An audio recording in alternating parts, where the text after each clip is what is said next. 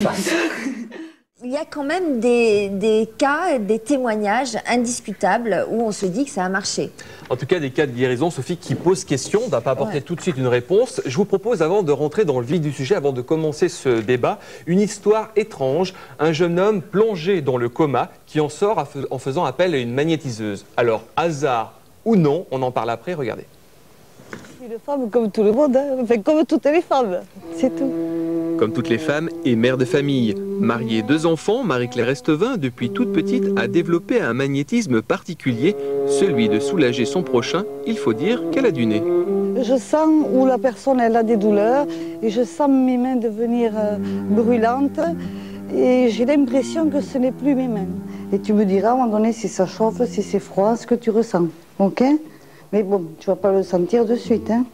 On a l'impression que quand on fait un travail comme ça, qu'on est télécommandé, qu'on n'est plus soi.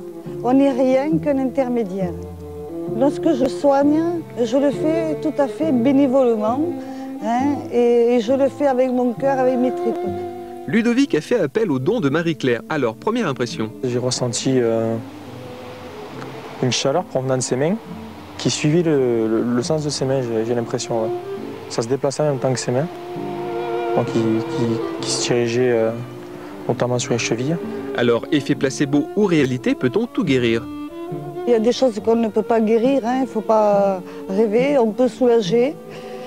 Et parfois, effectivement, il y a des choses spectaculaires qui se passent et on ne sait même pas comment on a réussi. Je suis arrivée aux urgences, il était branché de partout. C'était un copain de mes fils. Le médecin m'a dit, voilà, votre fils a eu un accident de voiture, il va mourir.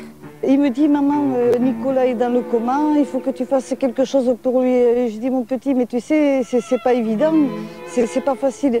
Il me dit, mais tu as déjà réussi, tu as déjà fait des choses. Le coma a duré à peu près 5 jours, sans aucun résultat, rien du tout, hein, avant que Marie-Claire arrive. Hein. J'ai donc fait rentrer Marie-Claire avec moi. Elle a commencé à lui parler, à lui faire l'imposition des mains et tout. Lorsque je posais mes mains sur son visage, j'avais l'impression qu'il me répondait, que mes mains, elles vibraient. Et je vous jure, moi, j'avais encore des frissons partout.